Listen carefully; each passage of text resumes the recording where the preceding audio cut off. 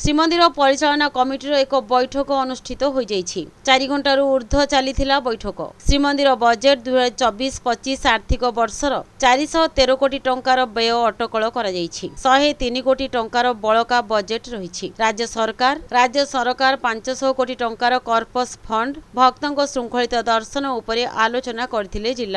ଜିଲ୍ଲାପାଳ ଏସ୍ପି ଶ୍ରୀମନ୍ଦିର ମୁଖ୍ୟ ପ୍ରଶାସକ ସେବା ସମ୍ପୃକ୍ତ ନିଯୋଗ ସହ କଥା ହେବେ। ନାଟମଣ୍ଡପରୁ ଆଲମିରା କଢାଯିବ। ମହିଳା, ଛୋଟ ଶିଶୁ, ବୃଦ୍ଧ ବୃଦ୍ଧାଙ୍କ ପାଇଁ ସ୍ୱତନ୍ତ୍ର ଧାଡି ବ୍ୟବସ୍ଥା। ନାଟ ମଣ୍ଡପକୁ ଶୀତତାପ ନିୟନ୍ତ୍ରିତ କରାଯିବ।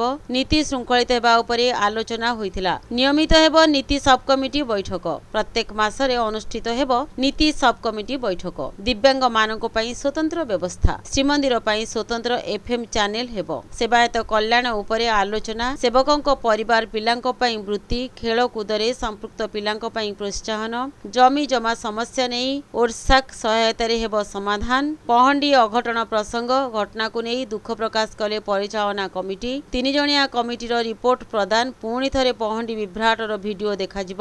ଘଟଣାର ପୁନରାବୃତ୍ତି କିଭଳି ନ ହେବ ସେ ନେଇ ଆଲୋଚନା ହୋଇଥିଲା। ତଦନ୍ତ ରିପୋର୍ଟ ଅସମ୍ପୂର୍ଣ୍ଣ ବୋଲି କହିଲେ ପରିଚାଳନା କମିଟି। ପୁନର୍ବାର ଆଲୋଚନା କରି କେଉଁମାନେ ଦାୟୀ କୁହାଯିବ।